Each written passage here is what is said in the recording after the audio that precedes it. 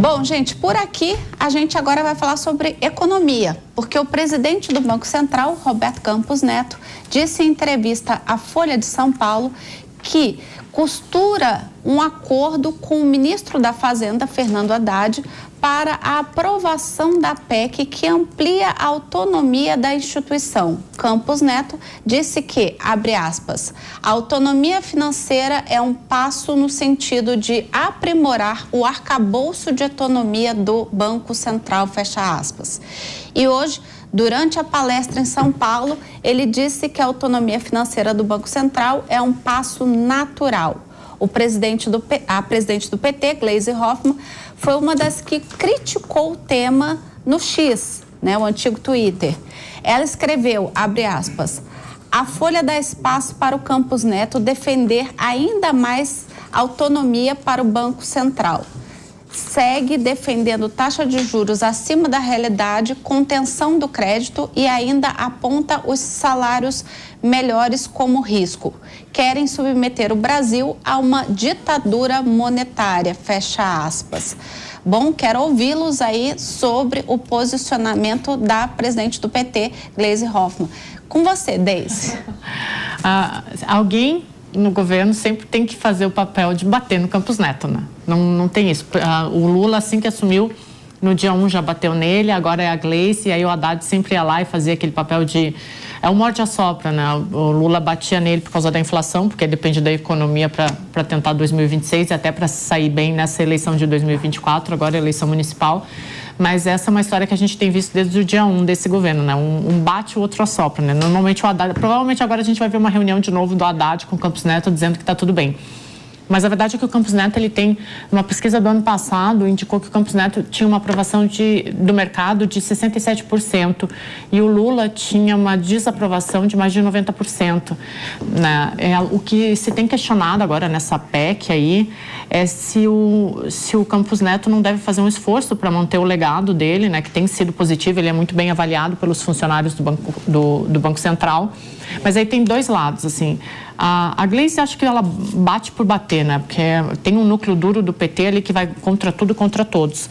Mas se a gente for olhar os dois lados dessa questão, o Banco Central hoje, se eu não me engano, ele está com 3 mil funcionários. Ele já teve entre 5 e 6 mil. Ou seja, tem um pessoal ali que está sobrecarregado. Então, a autonomia do Banco Central poderia dar para a autarquia a possibilidade de remanejar cargos, de fazer planejamento de carreira e, inclusive, aumentar salários, né?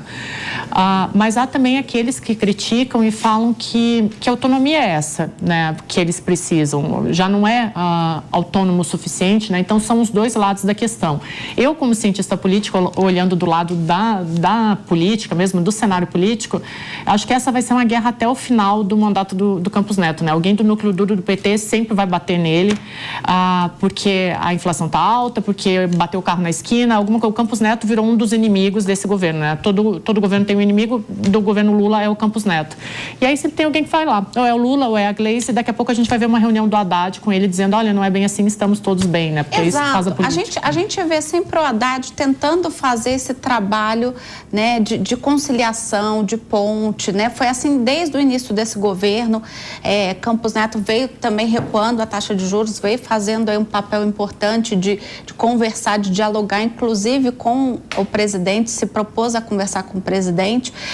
Não me parece que um posicionamento agora da presidente do PT ajude muito também essa crítica neste momento que a gente está vivendo já de um ano aí de governo. A gente não está mais começando, né? Não estamos em um período eleitoral. Então, a gente já está aí com o avião a 10 mil pés, né? A gente já está em voo solo, não é isso, Diego? Elaine, eu posso estar enganado, tá? Mas eu senti, viu, Deise, pegando um gancho do teu comentário, que essa grande crítica da Gleisi não foi nem tanto para o Campos Neto do Banco Central, foi mais a Folha de São Paulo. As aspas aqui, ela começa, a Folha dá espaço para o Campos Neto e blá, blá, blá, blá, blá.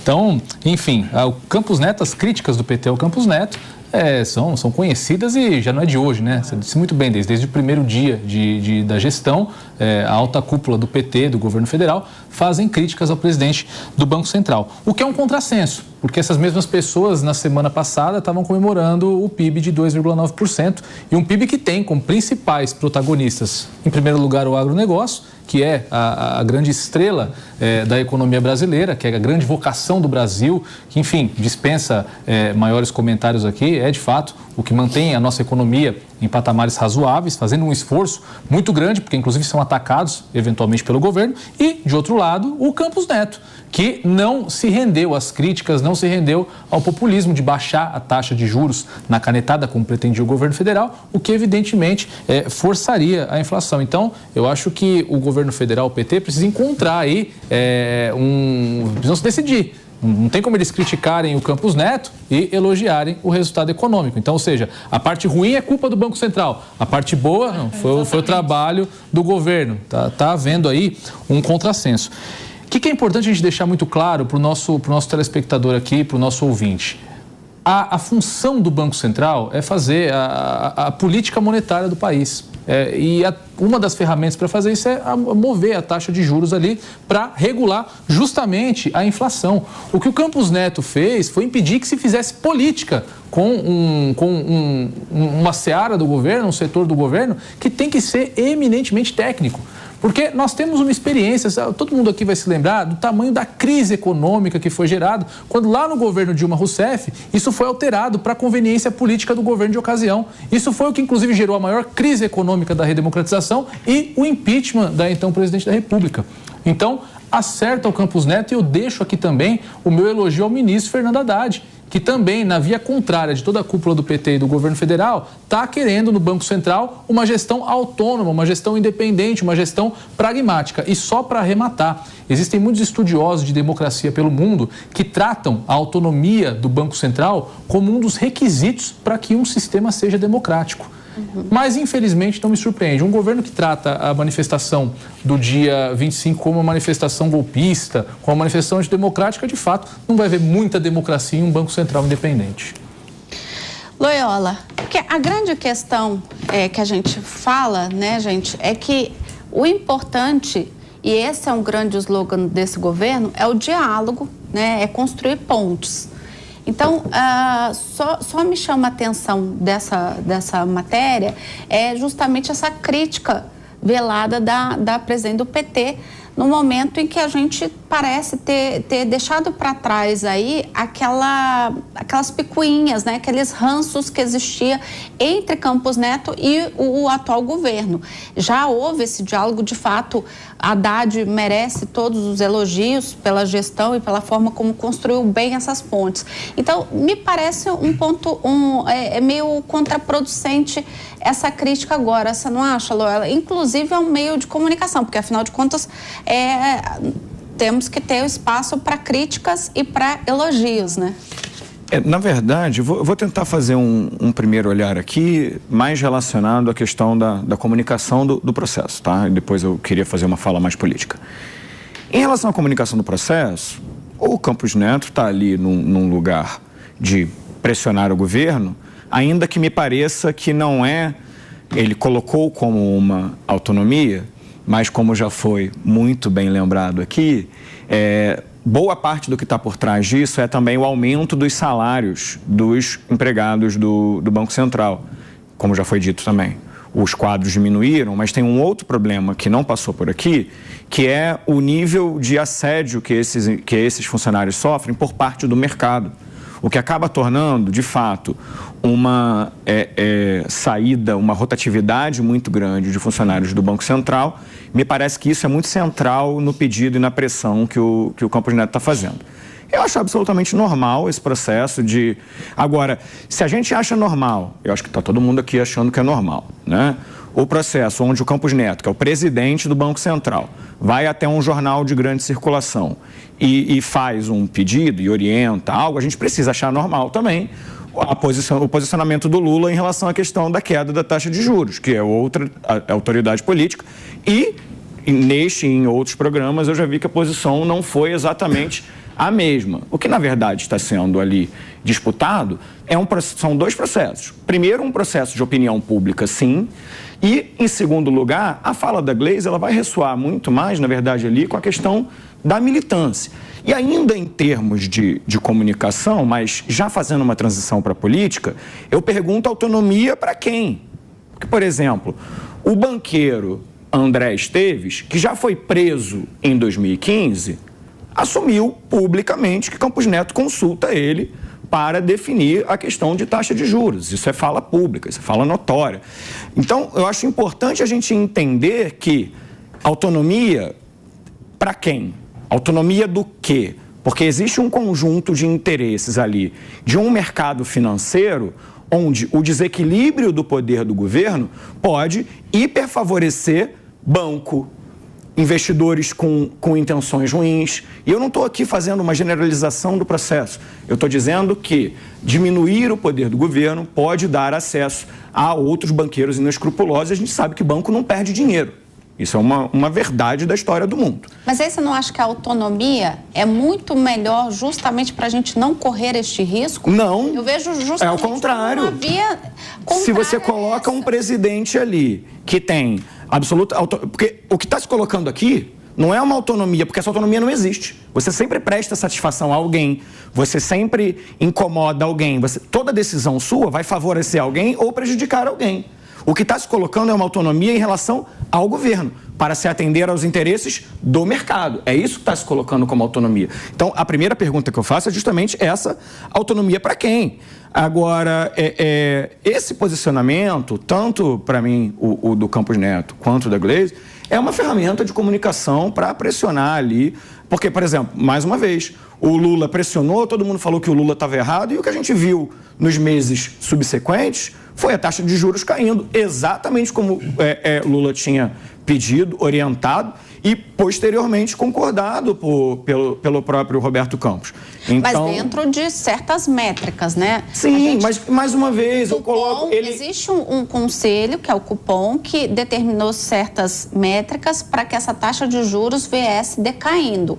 E elas foram sendo cumpridas até pela boa gestão de Haddad, que isso acho que aqui todo mundo é unânime. Você quer falar alguma coisa? Eu queria só acrescentar um ponto, porque, eu entendo o ponto de vista do Paulo Loyola, evidentemente não concordo com ele, a existência praticamente uma conspiração do mercado para que o Brasil não vá bem e o mercado tenha maior controle, enfim, sobre os seus interesses, como se o interesse do mercado fosse diametralmente oposto ao interesse da sociedade. Eu, enfim, discordo totalmente desse tipo de dicotomia. Mas é importante a gente ressaltar que não interessa a ninguém uma economia fragilizada. Nós temos as empresas com os piores índices, eu não tenho dados concretos agora, mas é evidente que nós temos um cenário em que empresas estão fechando, em que o mercado está desaquecido. Esse tipo de situação não interessa ao mercado, de forma alguma. Não, mas 230 econômicos que a gente 230 bi de déficit fiscal, impostos que vão ser aumentados, uma reforma tributária que nós não sabemos nem quanto vai ser a alíquota. Eu vou aguardar. Então, enfim, eu não entendo muito bem esse cenário. O que nós temos aqui é, de fato, um Banco Central que foi pragmático, que teve vetores específicos, atendeu esses vetores para mover a taxa de juros. E, novamente, não tem como esse governo comemorar um resultado econômico e atacar o Banco Central. Como se o Banco Central fosse a razão de tudo aquilo que é ruim e o governo estivesse ali remando contra essa maré para entregar alguma coisa. Enfim, para mim, como eu disse, isso é um contrassenso. Eu vou só voltar com esse debate depois do intervalo. A gente vai para um rápido break, mas é só daqui a pouco. Enganei vocês. Você quer falar? Olha o elástico. Por favor. Por favor. Bem, vou trazer aqui alguns dados econômicos atuais do Brasil para desconstruir essa fala do Diego, que para mim foi absolutamente equivocada. O PIB cresceu 3 vezes mais do que a expectativa do mercado. O Plano Safra foi 27% maior do que o último do governo anterior. Ou seja, teve crescimento do agro, sim, e teve em boa parte porque teve investimento do governo, porque o setor agropecuário não sobrevive sem investimento público. A gente está falando da menor taxa de desemprego desde 2014. Eu estou falando de um país que voltou a estar entre as 10 maiores economias do mundo. Eu estou falando de uma taxa de inflação de menos de 5%, quando a meta era 4,5%. A taxa de inflação, salvo engano, fechou em 4,62%. Então, gente, desculpa, mas você está falando de algum outro país, Diego. E a gente também está num tema muito sério, que é a autonomia do Banco Central, porém numa disputa aqui de Bambam e Popó, né, que na verdade é Diego contra Loyola, que eles não estão morando no mesmo país, cada um tem um dado sobre a economia desse país. E aí, Emerson, quem está certo? Você vai ser o juiz desse debate. E minha réplica, Elaine. Não, calma aí. Não é romantismo, a gente tem que estar... Como comentarista, tem que ter prudência, não é pender para um lado para o outro, mas pelo justo. Como disse o Loyola, os dados que ele apontou, sem dúvida alguma, são corretos. Mas, em contrapartida... Eita, que ele vai fazer um corte com isso. Mas, não tem problema. Mas, em contrapartida, não dá o direito de um governo usar R$1 bilhão em viagens, 164 milhões em estadias, mais 230 bilhões de déficit com dinheiro público, que é dinheiro do contribuinte. Lógico, uma coisa e outra coisa. Mas é zelo e responsabilidade com o dinheiro público. Então, essa dicotomia financeira e também gerencial por parte do governo traz, né, salta aos olhos, certa crítica por conta dessa ineficiência, essa má aplicabilidade do dinheiro público, né? E como disse, não foi Campos Neto que apresentou, né, a PEC 65, na verdade foi pelo senador Vanderlan Cardoso, do PSD de Goiás, que foi feita a apresentação. E para quem não sabe, né, vocês comentaram, semana passada, Fernando Haddad esteve conversando com Campos Neto e eles chegaram ali, estão tentando chegar a um denominador comum. Inclusive, o próprio Campos Neto sugere para que as alterações sejam feitas, um diálogo juntamente com o governo, para que tenha, né, um equilíbrio nesse texto, né, para que o governo não fique também totalmente decepcionado, mas em contrapartida, essa autonomia ao Banco Central deve ser garantida. E, como disse o próprio Loyola, quem faz hoje o controle do Banco Central é o governo, né, através do Conselho Monetário Nacional, e com essa passagem da autonomia ao Banco Central, quem fará, na verdade, esse controle passa a ser o Congresso Nacional, os representantes do povo. E aí, talvez a fiscalização com os banqueiros, como disse o Loyola, seja uma coisa até muito melhor do que hoje o governo federal. Senhor Diego, vamos lá. Tréplica. Paulinho Loyola perguntou aqui em que país que eu vivo. Qual país que eu vivo que ele não estava reconhecendo. Eu repasso a pergunta a você aí que está em casa, que vai no mercado toda semana, que vai ao posto de gasolina toda semana. Como que está o teu salário? Está comprando mais? Está comprando menos? Você está abastecendo o teu carro com mais facilidade, com mais dificuldade? Evidentemente que nós temos um aumento nos preços, uma redução no poder de compra. Isso é bom resultado econômico?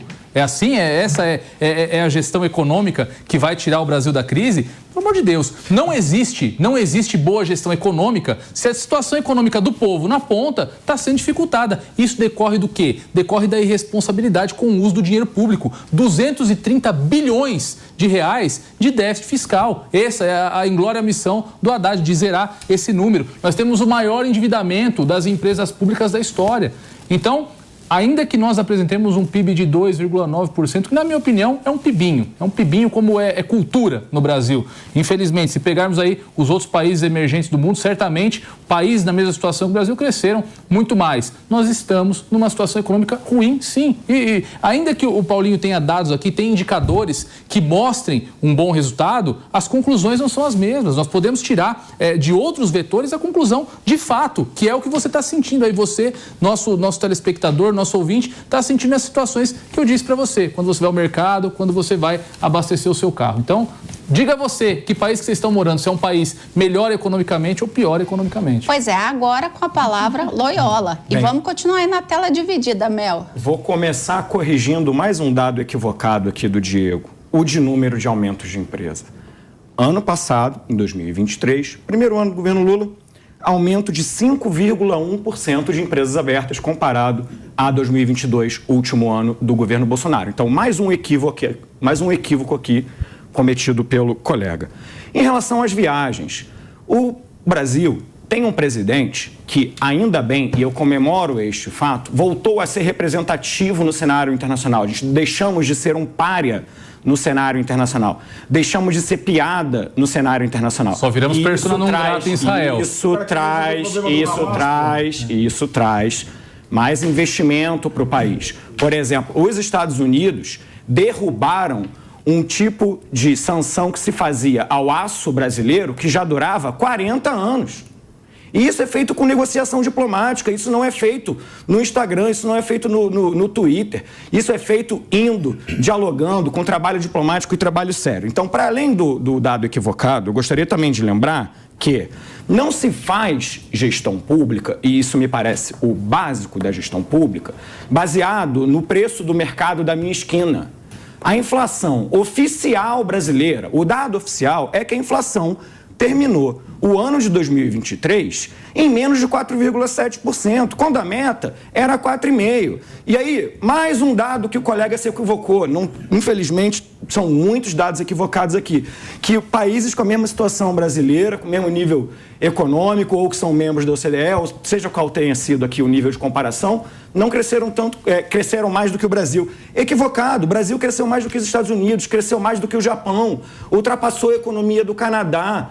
Gente, eu estou falando aqui só de dado oficial, tá? É tudo dado que você pode, com 3 segundos de busca no Google, achar. Quem aprovou o orçamento executado em 2023 foi Bolsonaro em dezembro de 2022. Foi o Centrão, aquele né? O mesmo Centrão que tá tomando conta do país agora. Aquele orçamento foi montado pelo Congresso Federal em 2022. São muitos equívocos e distorções da realidade para fazer você acreditar que a economia está pior, quando ela, de fato, está melhor. A inflação está controlada, o desemprego está na baixa histórica de 10 anos, o PIB cresceu absurdamente, 3 vezes mais do que a expectativa do mercado. Tinham dito que o Brasil ia virar Venezuela, crescer 0,8% e cresceu 2,9%. E eu quero saber aonde, em que ilha estão esses investidores agora, esses analistas políticos que tinham dito que o Brasil ia crescer 0,8%. Pois